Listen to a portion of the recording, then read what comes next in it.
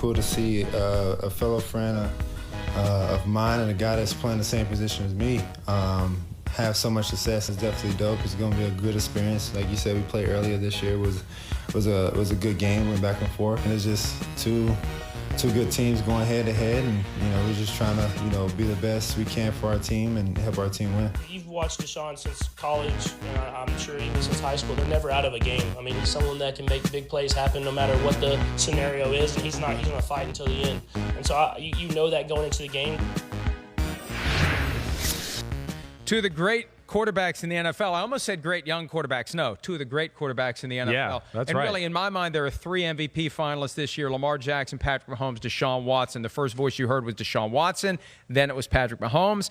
They were picked back-to-back. What about Russell Wilson? You're going to throw him in there, right? By the time the season ended, I think it was for me, it was those 3. Yeah, okay, I get you. But you've got, I'll throw him in there. You've got Deshaun Watson. You've got Patrick Mahomes getting together in the postseason. We're always looking for that next Peyton Manning, Tom Brady rivalry. And there's a chance this could be it, right? This could be the first playoff game between two guys who are going to be crossing paths every year in the regular season if they keep winning their divisions, and then possibly every year, every other year, every third year in the playoffs. So this is a great matchup on Sunday. Great matchup. These two guys got everything. They have all the makings to, like what you're saying, to where this could be the first of 8 or 9 matchups in the playoffs. Who knows? I would not be shocked. Both are extremely talented. Both understand the game. Both can make plays, off schedule. Both are smart and can dissect defenses and make the right decisions. Both have the great demeanor. I think that's where I look at them. That's where I'm so impressed with some of these, like you're saying, some of these young quarterbacks that have come into football over the last few years. They're just unfazed by it. It's just like, oh, okay, yeah, it's late in the fourth quarter, and I got to drive down. I used to do this in Madden all the time. So what's the big difference if it's real life? That's how I feel they feel sometimes. But so talented. And, what do you think? Is this a better quarterback matchup to you than Rodgers and Wilson? Is this the one you're more, just as far as the quarterbacks are concerned, would you rather watch these two or those two?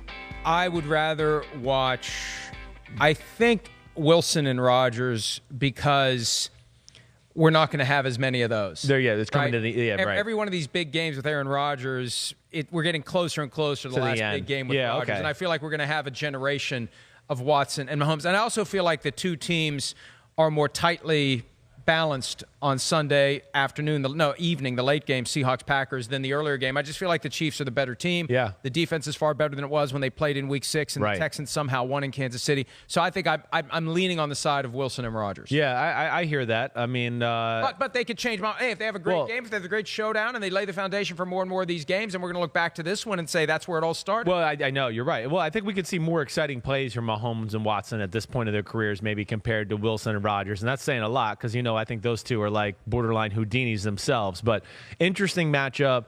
And who's the best passer of the 4? The best passer of the 4. I think I would have to go with Patrick Mahomes. And that hurts me to say that about my buddy Aaron Rodgers. But yeah, I think Patrick Mahomes is maybe passed him up this year. I do. I think for the first time ever, I'm going to go into an offseason and go, Aaron Rodgers is not the best quarterback in football. And that's the first time since maybe 2009 that I'll feel that way. I hate to see what you'd be saying about Aaron Rodgers if he wasn't your buddy. Every chance you've had the last 2 weeks, I haven't said anything bad. I haven't said anything bad. I just haven't, we do a 6-round draft of 12 I haven't quarterbacks sucked left up in the to him playoffs, the same. and you take him in round 4? Well, I hope everybody can respect that. I'm a very logical person. I'm not a homer. I try to play like, hey, I just go by what I see and feel from, my study and things like that. But, this Chiefs-Texans matchup, talk about a game where, it was back in Week 6.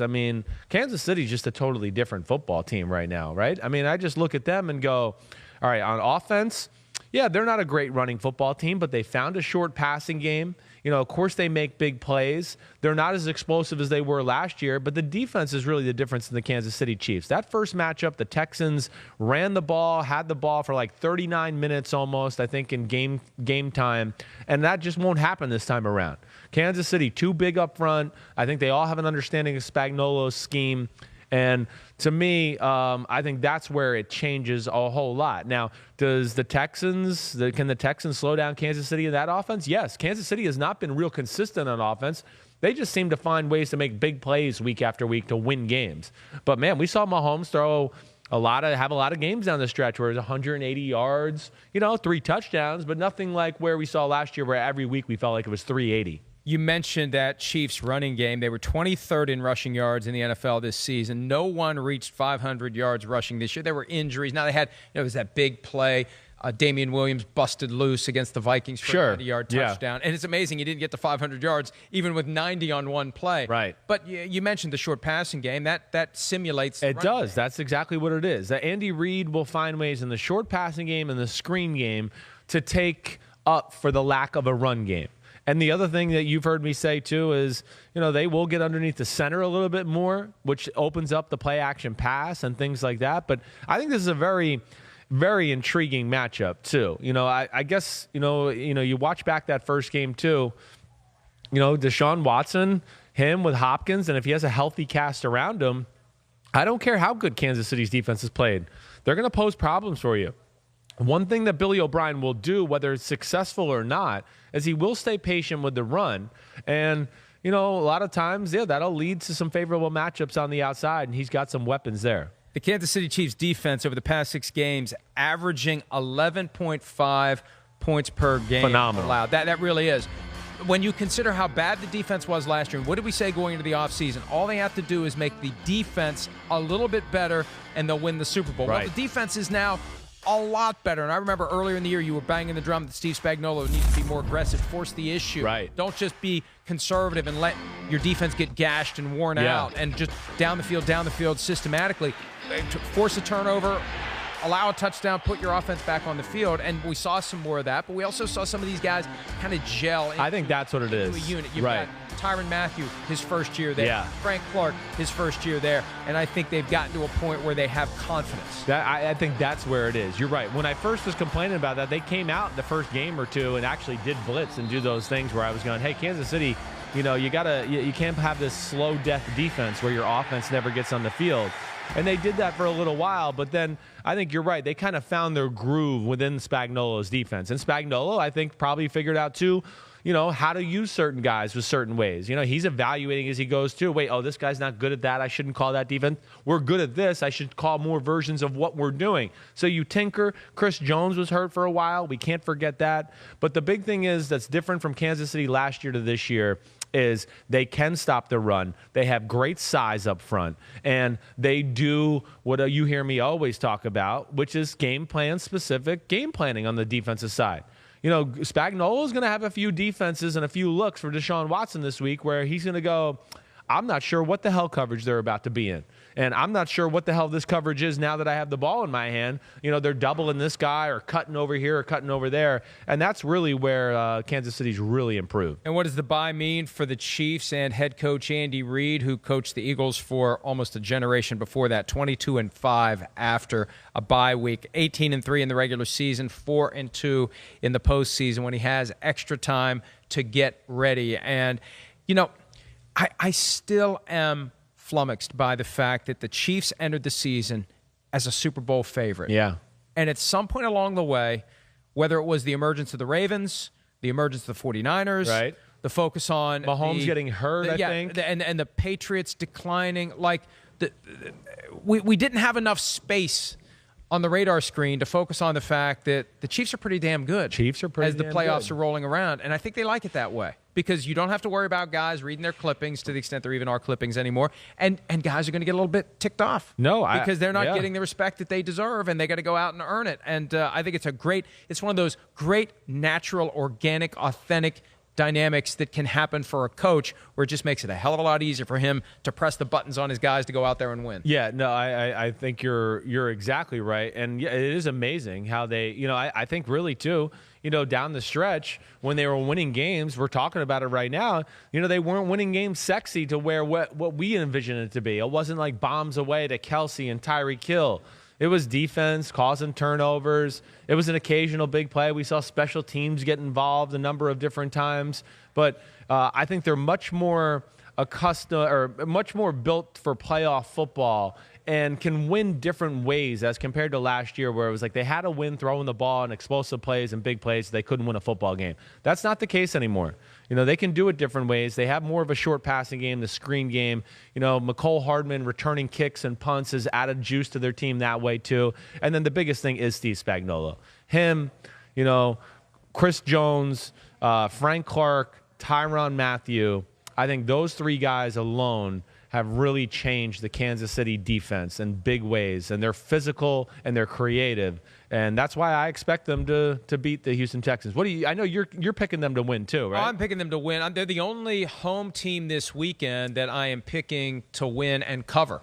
Yes, right. And not by much, but I think they will win. I think they will cover. And I think one of the reasons why we haven't really paid as much attention to the Chiefs as we could or should late in the year, we haven't had those spectacular moments from Patrick Mahomes that we had last year. On one hand, we're kind of used to him, so the bar is higher. Right. For it to make the highlight package, right, it's really got to be something that makes us go, wow. And when you're so used to Patrick Mahomes doing great things, there isn't as much that makes us go, wow, and get us to focus on him. Where the wow plays are coming from Lamar Jackson. Yeah. So, again, that's the benefit to the Chiefs.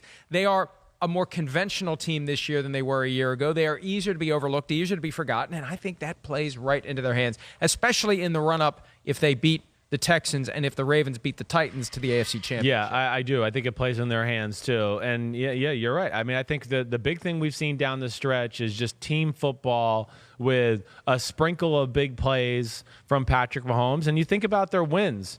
The Bears game, right, on Sunday Night Football. Mahomes was great.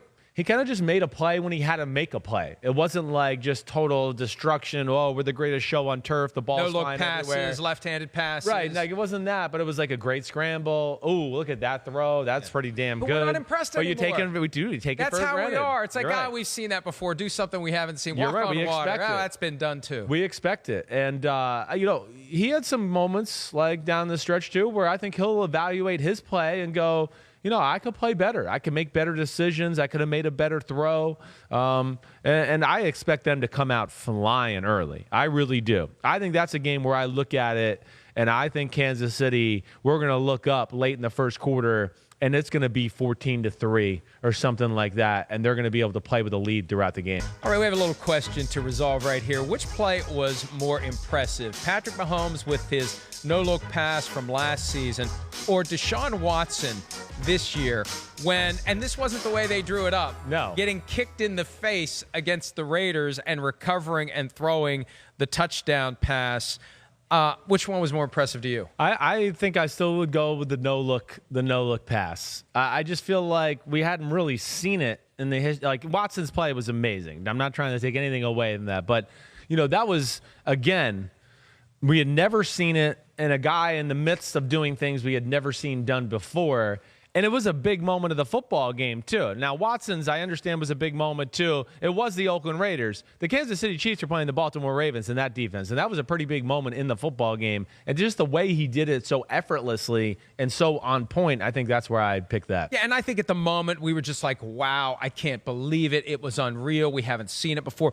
Watson's play became more impressive the following week when word came out that he actually thought his eyeball had been kicked out of the socket, which is a very morbid thought. Enjoy your eggs this morning. But it's the fact that he thought that, right, and kept going. Well, collapsing when it happened, we were wondering, like, what was going on. Remember, he laid there forever, and we couldn't figure out why he got hurt. And then finally you see the replay a few times. You start to realize he got kicked in the face. And it still didn't matter. And it was not long after he'd been blown, in the whistle, in the Graf's call a few weeks before that. They didn't blow the whistle this time, and he proved why you shouldn't blow the whistle. And almost lost his eye in the process. Right. Hi, I'm Mike Tirico, and thanks for watching. Make sure to hit subscribe for the latest news and highlights from NBC Sports.